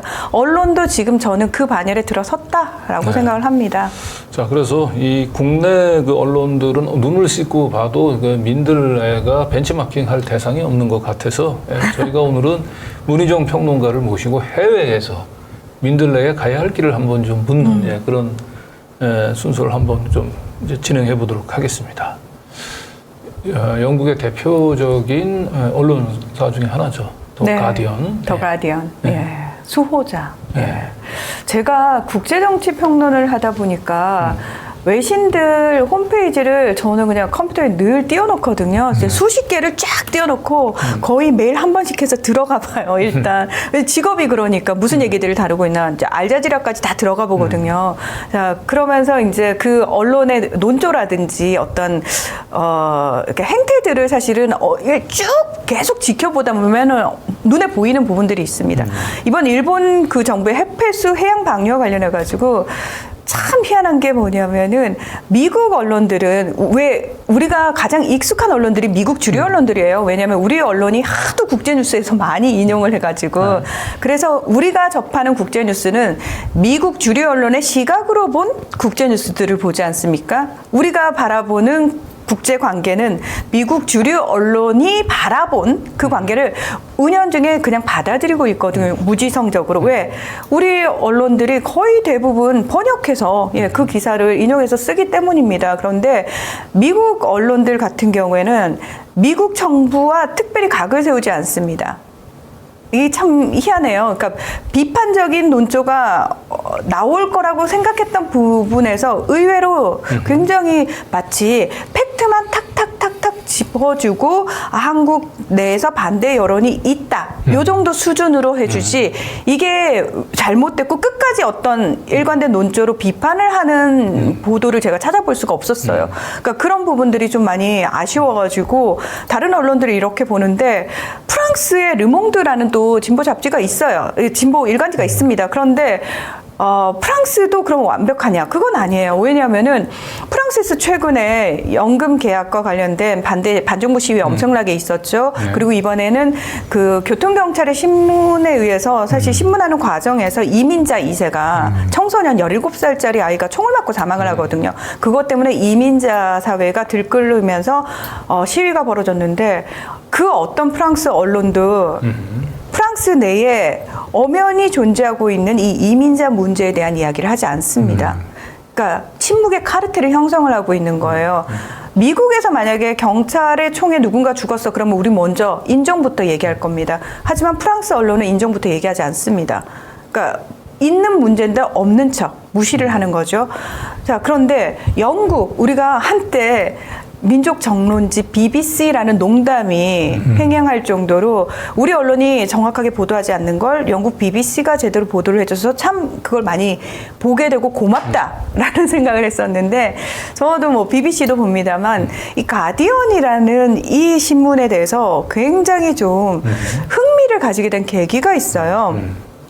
일단 뭐 진보 성향이라는 건 저희가 뭐 다들 어느 정도는 알고 계실 테지만 사실 그 신문이 본인 스스로를 부정하거나 또는 본인 스스로의 어떤 잘못에 대해서 드러내놓고 일면에 올리는 건 거의 하지 않는 행동이거든요. 왜냐하면 언론으로서의 신뢰감이 엄청나게 깎이는 일이기 때문에 그 공포 때문에 설사 자기네가 잘못 보도를 해서 많은 사람들이 피해를 봤다 할지라도 우리 언론 어디도 사실은 잘못을 인정하지 않습니다. 심지어 언론중재위원회에서 정정보도 판결 나와야지 마지못해 얘기를 할 정도로, 하지만 이미 그 언론이 잘못 보도한 폐해는 다 겪은 다음이거든요. 자, 그런데 가디언이 딱 보시면 아시겠지만 헤드라인에 가디언의 소유주들, 처음에 가디언을 만들었던 사람들이 노예제와 관련이 있다. 그래서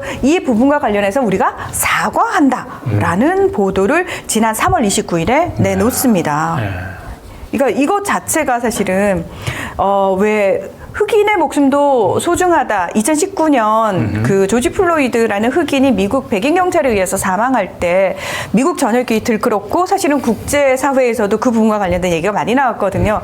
그러면서 그 당시에 이제 많은 시민들이 시위를 벌이면서 노예제와 관련된 사람들의 동상이라든지 관련 어떤 상징물에 대해서 굉장히 많은 분노를 표출했어요. 자, 이때 가디언도 혹시 우리 처음 가디언을 만든 사람들도 그 당시 시대가 시대인 만큼 관련이 있지 않았을까를 외부 대학 기관에, 연구기관에 의뢰를 해서 조사를 해달라고 얘기를 합니다. 그리고 그 결과를 이야기를 한 겁니다. 일면에 이렇게 그 사주의 과거 노예제도를 찬성했었던 그 이 비행을. 네. 근데 이게 사실은 사과를 했군요. 예. 그러니까 직접적으로 관련이 있다기보다 이 노예제 피해자들이 생산한 면을 수입하는 제조 무역회사와 거래를 했다. 그 정도였는데. 그 정도인데도 불구하고 이것과 관련해 가지고 사과를 한다라는 겁니다. 뭘 그렇게까지 이렇게 그러네요. 라고 생각을 하게 되죠. 그럴 수도 있네요. 사실은 이런 부분과 관련해 가지고 다른 영국 언론에서도 그런 얘기를 했대요. 아니, 니들이 너무 그렇게까지 결벽증에 가까울 정도의 행태를 보이는 건 별로 도움되지 않고 언론사의 자세로서 맞지 않는 거 아니야? 라는 비판도 있었다라고 합니다. 그런데 캐서린 바이너 가디언 편집국장이 뭐라고 얘기를 하냐면은 이 노예제에 연루된 창립자의 이익이 언론사 편집 정책에 영향을 미쳤으리라는 결론을 피하기 어렵다. 영향을 미쳤을 것이다. 그렇죠. 그리고 1833년 노예 소유자들이 자신의 인간 재산을 자유화하는 데 대한 거액의 보상금을 요구했을 때 가디언 사설은 이를 지지했다. 사실은 그때 우리의 잘못이 있었다. 다른 시대였다라는 말은 반인륜 범죄인 노예제에 대한 변명이 될 수 없다.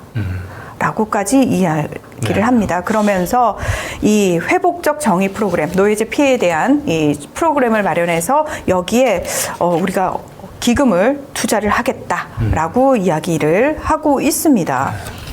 이게 한국에서 참 상상할 수 없는, 예를 들면 조중동 그 사주들의 과거 친일 행정, 그 적극적인 우리가 치면 적극적인 친일도 아니고, 그렇죠. 뭐 천황폐하 만세를 부른 것도 아니고, 뭐 또 태평양 전쟁 때 무슨 저 비행기를 뭐 헌납하고 그런 정도도 아닌, 뭐 예를 들어서 뭐 친일 행위 뭐에 대해서 적극적으로 목소리를 내지 못하고 뭐 하는 그런 부분들, 그런 부분들 정도인데 이런 정도면 뭐 우리 조중동은 뭐 그냥 자진 폐간을 해야 돼. 그렇죠.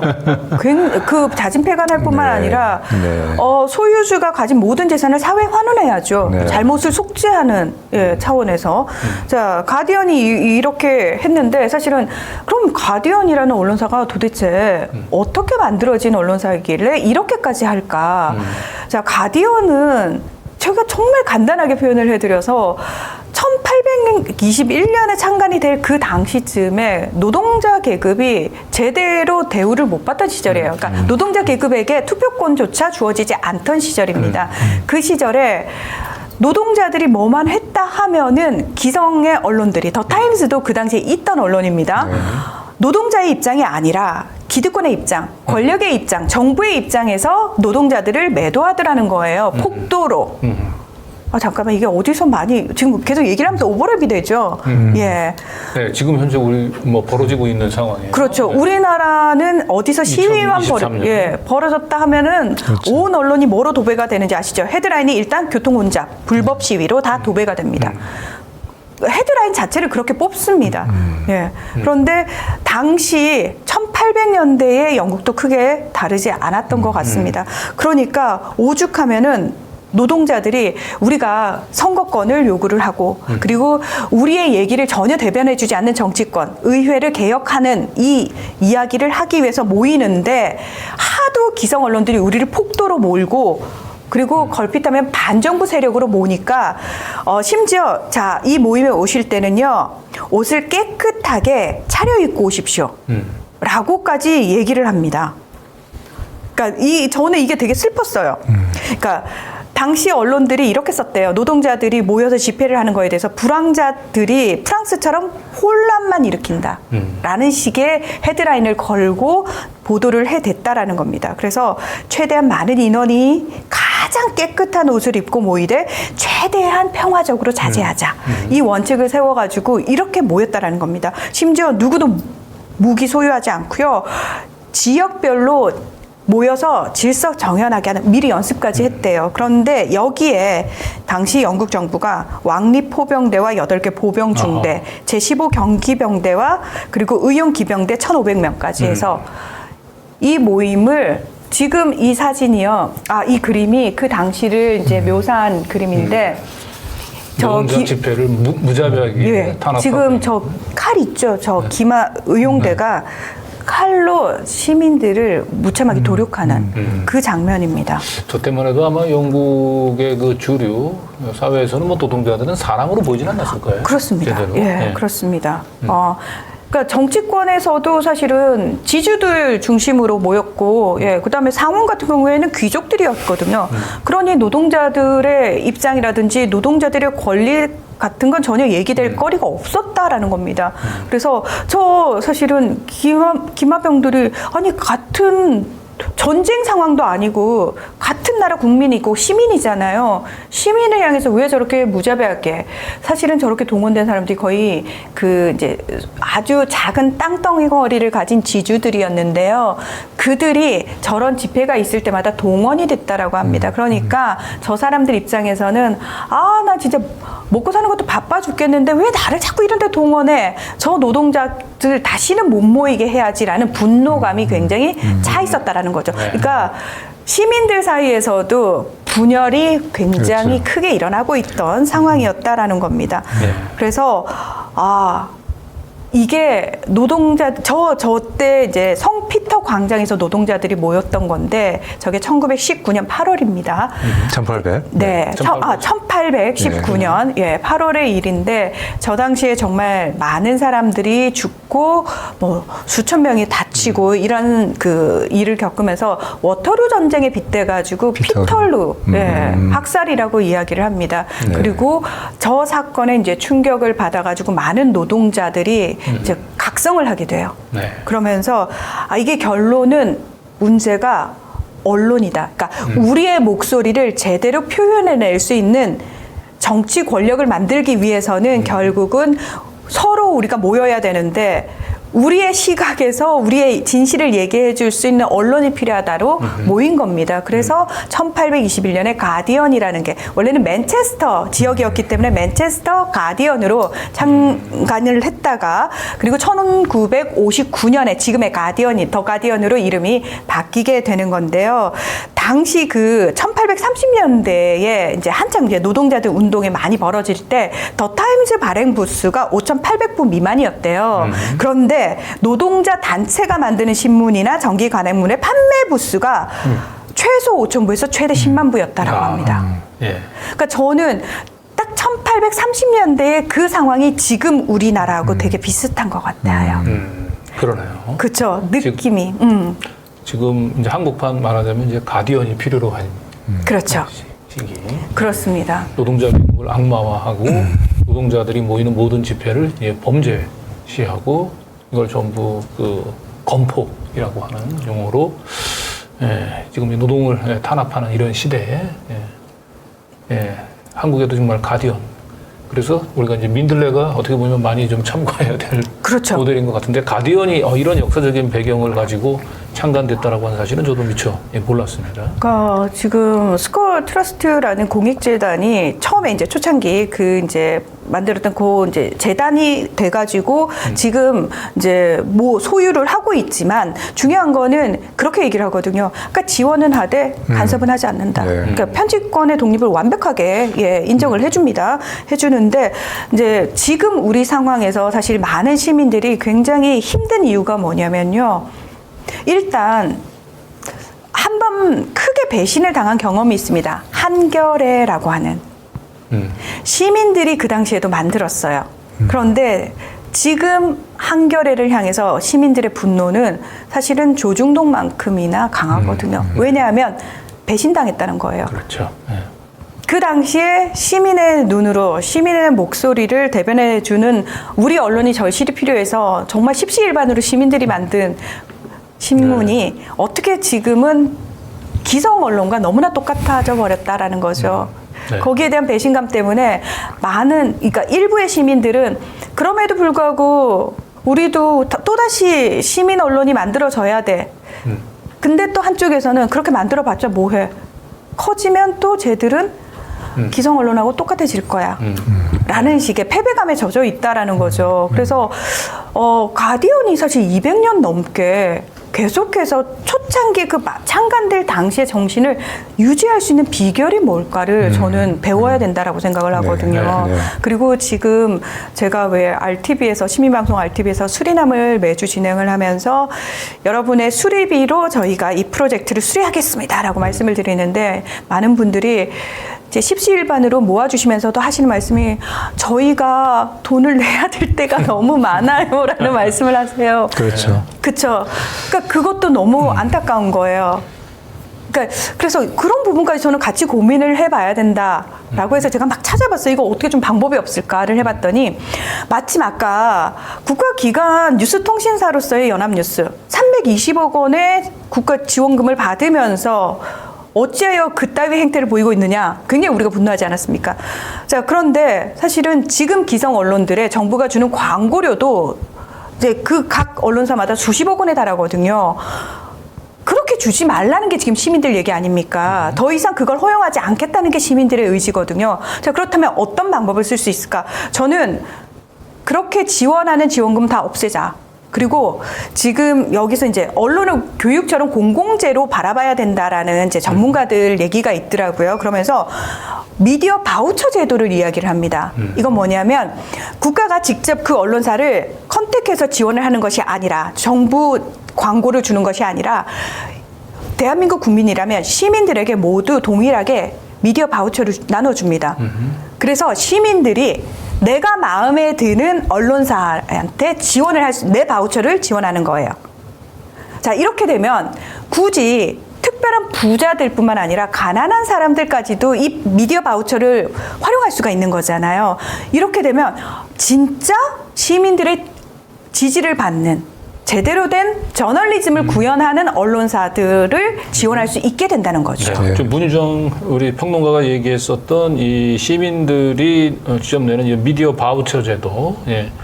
미디어 바우처 제도는 이제 국내에서도 얘기가 좀 거론이 됐어요. 저 미디어 오늘 그 양질의 뉴스는 공공재 시장에만 맡길 수 없다라고 하는 쪽도 이게 2021년인가요? 그 언론개혁법 국회에서 그렇죠. 논의될 당시에 저 안이 좀 나왔었죠. 정부가 그렇죠. 보조금을 직접 그 언론사에 나눠주기보다는 시민들한테 미디어 바우처로 나눠주고 시민들이 그 미디어 바우처로 자기가 그렇죠. 원하는 신문사에 지원을 할 수 있도록. 그렇죠.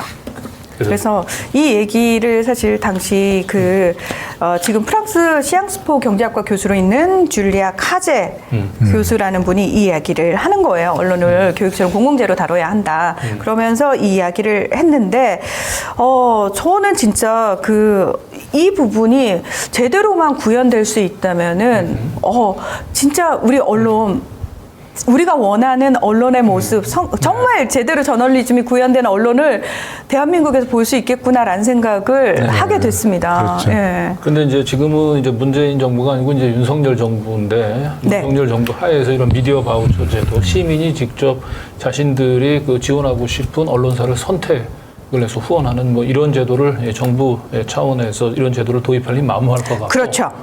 일단은 이거는 이제 다음 차기 민주정부가 들어섰을 때 이제 우리가 그 도입해야 될, 검토해야 될 과제가 지금 당장은 할 수 있는 것은 역시 이제 시민들의 이제 후원으로 네. 시민 언론을 이제 키울 수밖에 없을 것 같고 그런 차원에서도 이 가디언은 또 훌륭한 우리한테 네. 그런 모델 희망을 좀 보여줬죠. 가디언 홈페이지 들어가면은 항상 배너가 이렇게 밑에 아주 크게 한 3분의 1, 화면의 3분의 1 정도로 네.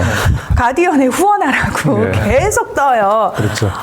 너가 내는 돈이 정말 가디언의 저널리즘을 지켜줄 수 있고, 그 다음에 우리는 상호 광고를 받지 않는다. 그러면서 계속 그 기사를 보는 독자로 하여금 책임감을 계속 심어줘요. 그러니까 저는 이게 싫다가 아니라 얘들이 이 정도의 자부심을 가지고 사실 다른 언론사들은 기사를 보기 위해서는 유료로 워싱턴 포스트 같은 경우에도 저도 한 달에 $4 정도를 내고 보고 있거든요. 그런데 가디언 같은 경우에는 물론 이제 프리미엄이면은 더 많은 혜택이 있기는 합니다만 볼 수 있지만 밑에 그 배너가 계속 따라다니면서 저도 어느 순간 그래 내가 이 양질의 컨텐츠를 접하는데 여기에 대해서 최소한은 좀 뭔가 지불해야 되지 않을까 대가를 이 생각에 저도 후원을 하고 있거든요.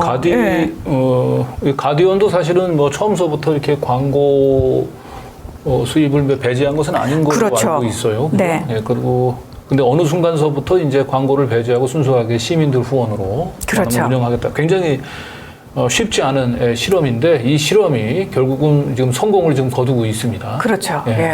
실질적으로 다른 언론사들은 그거 실패할 거야. 그건 있을 수 없어. 라고 얘기를 했지만 가디언이 2017년에 사실 굉장히 적자를 기록해가지고 계속 유지가 될 수 있을까? 심지어 저때 그 수백 명을 감원하기도 했거든요. 2017년서부터 그 실험을 시작했던 건가요? 네. 근데 2018년에 아주 소액이긴 합니다만 흑자로 돌아선 걸 확인을 했다라는 겁니다. 그래서 가디언이 이거는 되는 거다라는 생각을 하게 됐다라는 거죠. 근데 지금 아마 이제 시민 언론 더 탐사도 사실 정기 회원들이 있죠. 후원비를 내는. 그리고 시민 언론 민들레도 마찬가지입니다. 근데 아직은 이제 저희 비교할 수 없을 정도로 굉장히 미미한데 결국은 제 바람은 기존의 기성 언론들을 저는 다 없애버릴 수도 없고 그 포악질을 계속 견딜 수도 없는 상황이라면 시민 언론을 그만큼 키울 수밖에 없어요. 일정 수준까지는 시민들이 쏟아붓는 방법밖에 없는 것 같아요.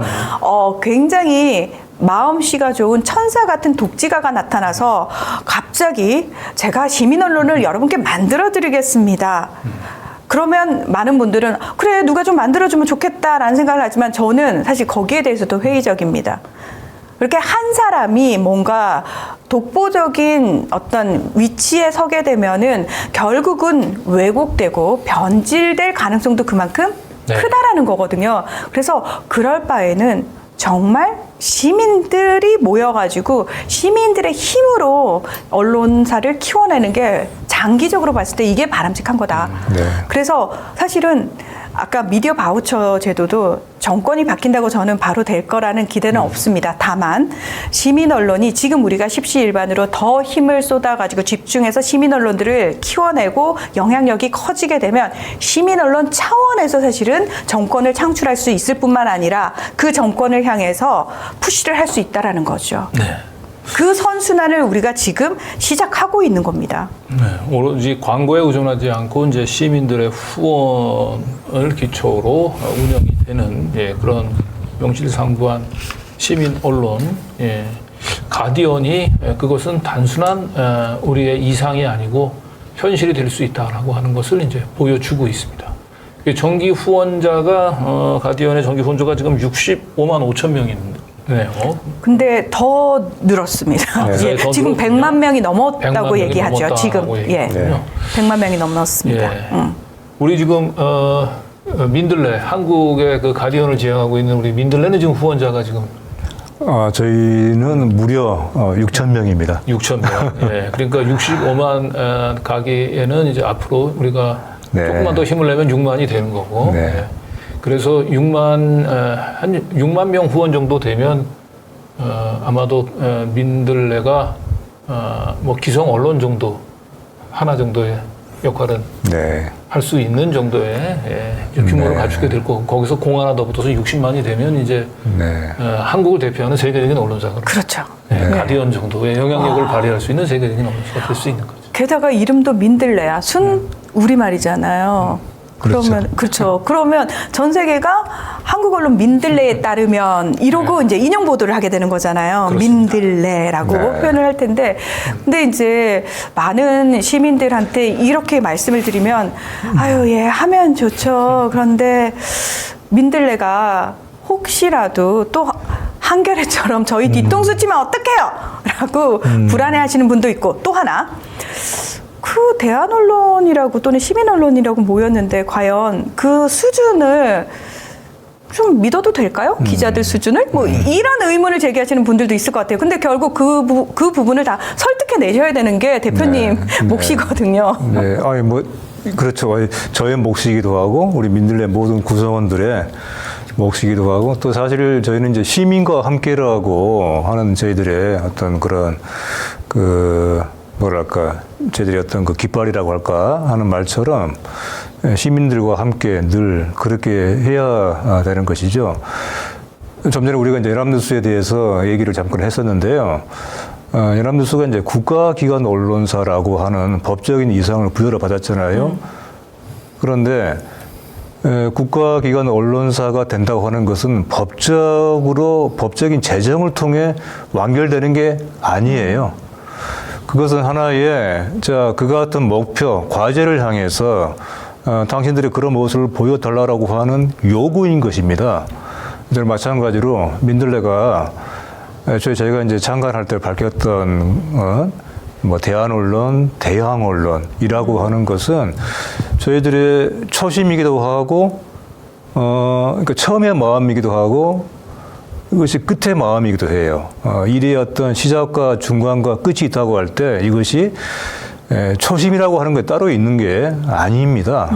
사실 초심이 늘 항상적인 마음이 돼야 되는 것이죠. 그렇지 않으면은 항상 해이해지고 여기에서 벗어나게 되죠. 그렇죠. 저희가 앞으로 만약에 재정이 안정된다 그렇게 되면은 한편 이것은 저희들의 민들레의 지속 가능성을 높일 수 있는 좋은 조건이 되겠죠. 그런데 한편 또 이것은 회사가 안정이 되면은 또 그만큼 그 안에 안주하려고 하는 함정이 또 동시에 있는 거예요. 네. 항상 그것이 갖는 양면성이 있는 것이거든요.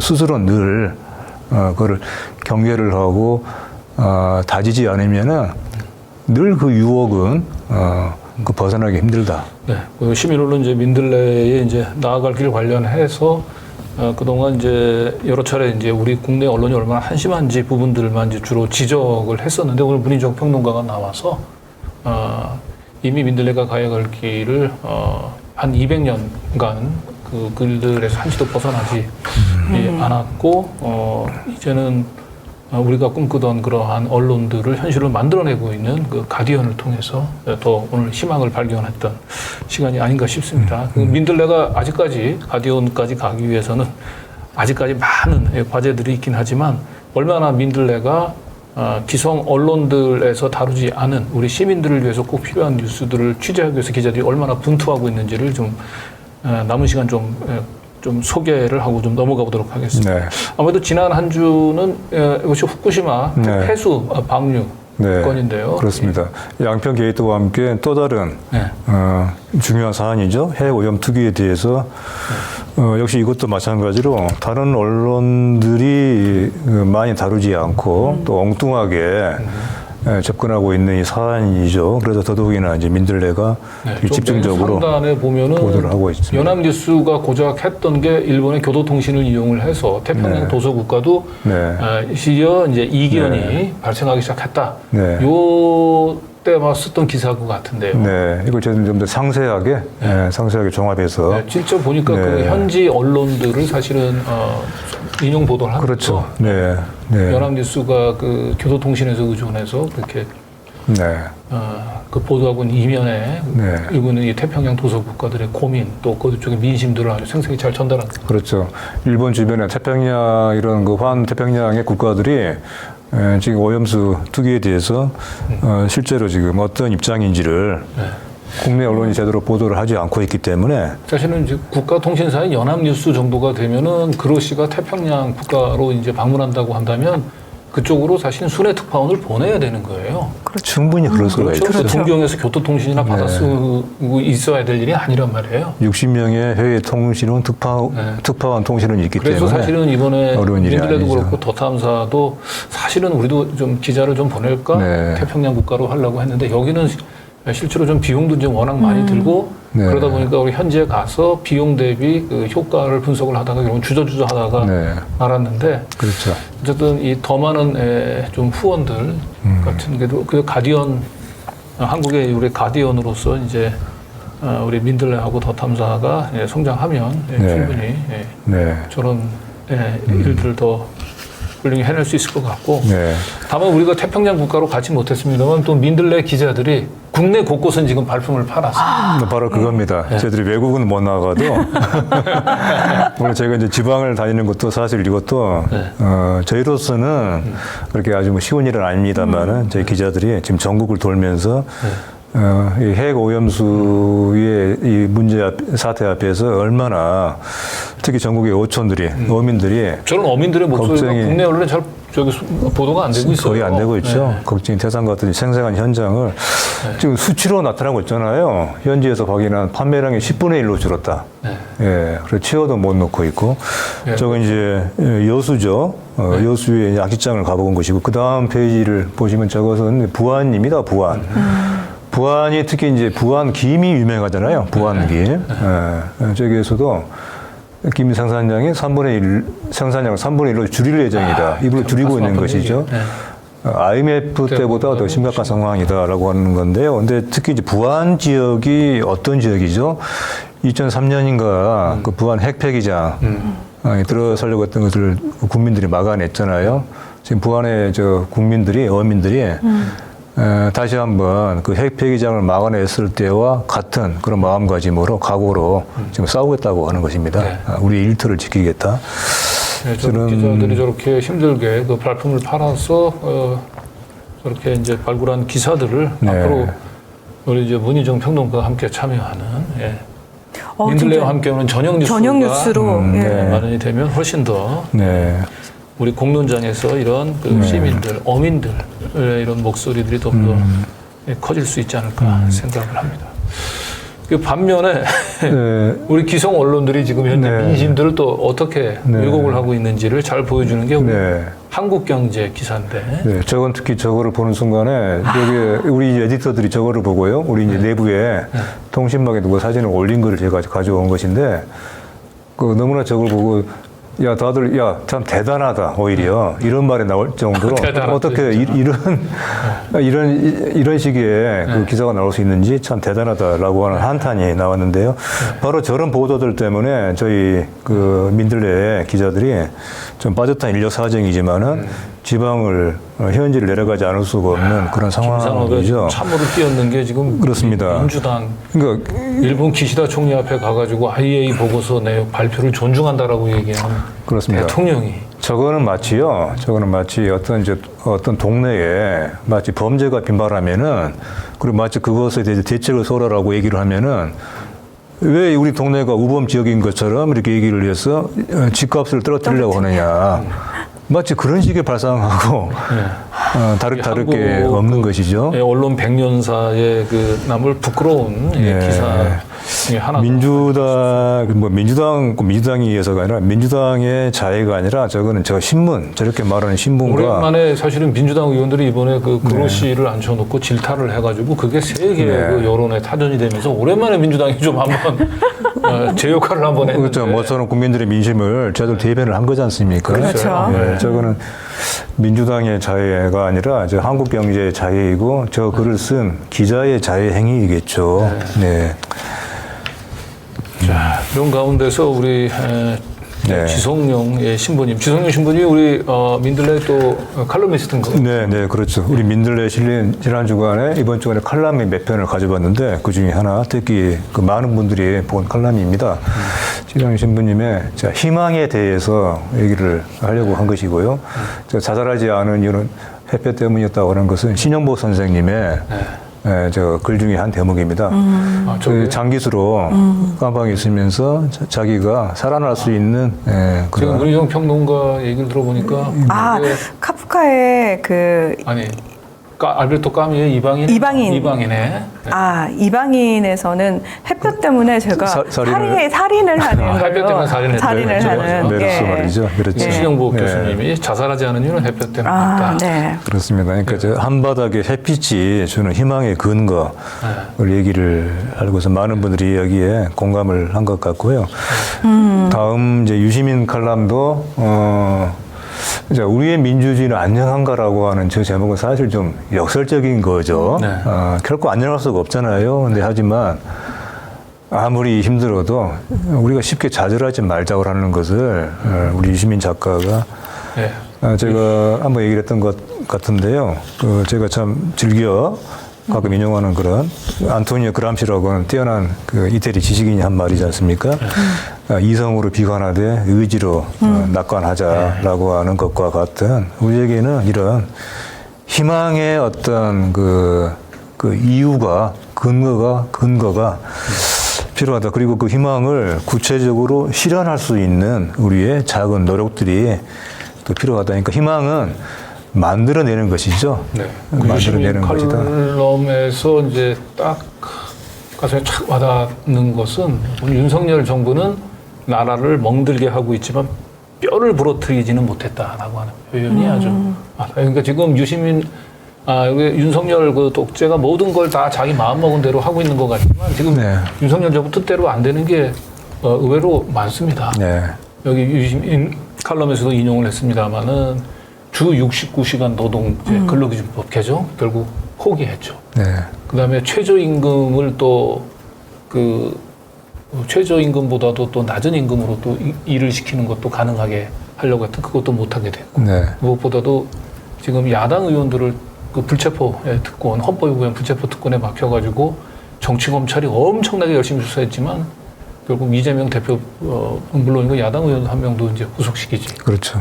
못하고 있고 그렇죠. 시민들의 저항과 반발이 결코 의미가 없는 게 아니에요. 예. 그렇죠. 네, 그래서 아직 뼈를 부러뜨리지는 못했다. 네. 우리가 이제 너무 지금 이제 윤석열 독재 정권의 모든 나라가 다 망가지고 기둥뿌리가 뽑히는 거 아니냐라고 그런 물론 절망감들은 있긴 하지만 그런 한편에 여전히 윤석열 정부가 도조차도 부러뜨리지 못하는 우리의 이 굳건한 민주주의의 기본적인 토대가 있다는 거예요. 그 뼈를 부러뜨리지는 못했다라고 하는 것이고 그래서 우리에게는 아직까지 희망은 남아있다. 그런데 한편으로는 윤석열 대통령실에서도 요즘 희망가를 부르고 있다고 합니다. 그렇죠. 네, 170. 예, 그런 대단한 꿈을 꾸고 있죠. 네. 예. 아니 그 시민언론 민들레가 기사의 퀄리티도 상당히 훌륭하지만 굉장히 좋은 칼럼진들을 또 그렇죠. 다 가지고 계시잖아요. 그렇습니다. 우리 사회 각계의 어떤 지식인들, 양심들이 모이고 있습니다. 네. 그래서 정말 대한민국을 알고 싶거든 시민언론 민들레를 쳐다봐라, 찾아봐라, 이런 얘기가 나올 것 같은데, 그 우크라이나 전쟁이 한창 터졌을 때 지난해 독일 언론은 그 지면이 굉장히 시끄러웠는데 뭘로 시끄러웠냐면은 그 독일의 지식인들이 총동원이 돼서 지원을 해야 되는지 말아야 되는지와 관련된 굉장히 수준 높은 토론이 벌어졌었거든요. 근데 제가 그 기사를 보면서 독일 언론이 굉장히 부럽다는 생각을 했었거든요.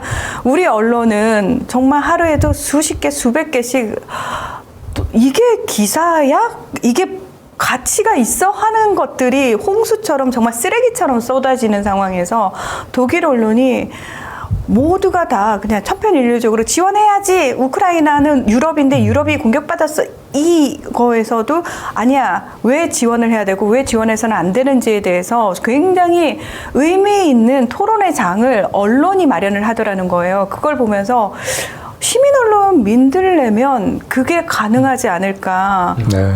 그런 언론이 네. 진짜로 해야 될 역할도 할 수 있지 않을까라는 네, 생각을 저는 그렇습니다. 하게 됐거든요. 네, 네. 예. 어쨌든 그 유시민 요 칼럼에서 그 얘기했던 건, 그러니까 민주주의라고 하는 건 사실은 불완전해요. 민주주의 그렇죠. 시스템 안에서 언제든 윤석열과 같은 독재자를 국민들의 손으로 선택할 수 있어요. 그렇죠. 예.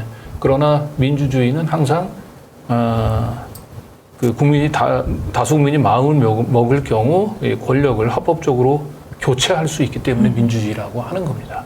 아직까지 윤석열 독재가 그 시스템 자체를 망가뜨리지는 못했다. 네. 그렇기 때문에 아직까지 우리에게는 이제 희망이 있다라는 얘기를 우리 이제 유시민 칼럼에서 얘기하고 있는 것 같습니다.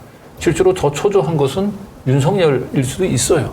그 초조한 윤석열을 위로하기 위해서 누군가 내년도 우리 국힘당이 170석 가져올 수 있습니다라고 하는 희망가를 부르고 있지만 네. 이러한 희망사항은 마음에만 간직하시라. 그런 일이 실제로 일어나기에는 우리의 민주주의가 아직은 지나치게 안녕하다. 이게 우리 유시민 칼럼의 마무리였습니다. 여기서 희망과 위로를 받으시길, 그러면서 우리가 또 심판의 의지를 또 같이 새겼으면 좋겠습니다. 다음 소식 넘어가 보도록 하겠습니다. 네, 오늘의 마지막 마지막 전해드릴 소식으로요. 지난 9일 일요일이었죠. 네. 우리 박원순 시장 3주기였습니다. 사실 사람들한테 많이 알려지지 않고 벌써 3주기가 지났군요. 지나갔죠. 이제 박원순이라고 하는 이름, 이름이 지금 일종의 이제 금단처럼, 그리고 이것은 우리가 어떤 마치 망각하는 것이 어떤 의무가 되고 있는 것처럼 그렇게 돼가고 있잖아요. 그런데 어떤 그 봉인된 이름이에요, 지금. 이제 그걸 열어줘야 됩니다. 그래서 단순하게 비단 그 박원순 시장의 비극의 어떤 발단이 된 그 사건의 진실을 넘어서는 박원순이라고 하는 사람이 우리 사회에 남겼던 거에 대해서 우리 사회가 좀 제대로 된 얘기를 해야 됩니다. 이것은 단순하게 박원순 시장 그 자신만을 위한 것이 아니에요. 사실 그것은 우리 사회가 같이 함께 이뤄냈던 것이거든요. 그래서 이것은 우리 자신을 위해서 필요한 일이라고 보고, 그래서 3주기를 맞아서 저렇게 좀 얘기를 하고 싶었던 것이고, 좀 전에 우리가 그 희망에 대해서 얘기를 했지 않습니까? 우리 박원순 시장이 그 생전에 했던 중요한 그 일 중에 하나가 희망을 제작하는 거였잖아요. 희망 제작소. 희망 제작소. 저 말에 담긴 의미가 참 우리가 참 새길 말입니다. 희망은 본래 있는 것이 아니고 만들어가는 것이다. 뭐 루신도 그런 얘기를 했었죠. 길이라는 것은 본래 있는 것이 아니라 사람들이 많이 지나가면은 그것이 길이 되는 것이다라고 했던 말처럼 우리가 희망에 대해서 다시 한번 희망을 내서 찾기 위해서라도 우리 박원순 시장을 이름을 부르고 지금 망각의 어떤 봉인을 뜯어내야 된다 하는 얘기를 좀 하고 싶었죠. 네. 그렇군요. 자, 그 피털러 학살 당시에 그 퍼시 셸리라는 시인이 네. 무질서의 가면이라는 시를 썼거든요. 그 피털러의 학살과 관련된. 근데 거기에 마지막이 그거예요. 우리는 많고 저들은 적다. 네. 다시 말해서 시민들은 훨씬 숫자가 많잖아요. 그러니 우리가 승기를 잡을 수 있습니다. 그렇죠. 예. 꼭 그걸 기억했으면 좋겠습니다. 네. 우리의 숫자가 훨씬- 셀리의 그 춘풍분가에 하는 시에도 그 나오죠. 마지막 유명한 대목. 밤이 깊다고 하는 것은 새벽이 멀지 않았다라고 그렇죠. 하는 그런 어떤 말과 같은 네. 이야기네. 네. 그 존 스타인백의 분노의 포도에 또 비슷한 얘기가 나옵니다. 네. 자, 시민의 숫자가 훨씬 많습니다. 네. 내가 우리가 되고 절망이 분노가 되는 순간 파국은 오지 않는다. 예, 그래서 너무 각자 지금 윤석열 독재 체제에 너무 절망하고 뉴스를 안 보는 그런 소극적인 저항을 그칠 것이 아니고 제대로 된 언론들을 키워서 나와 같은 사람들이 우리가 되고 그런 언론들을 통해서 절망을 분노로 바꿀 때, 그럴 때 유시민 우리 작가가 얘기했었던 우리의 희망을 현실로 만들 수 있지 않을까 생각을 합니다.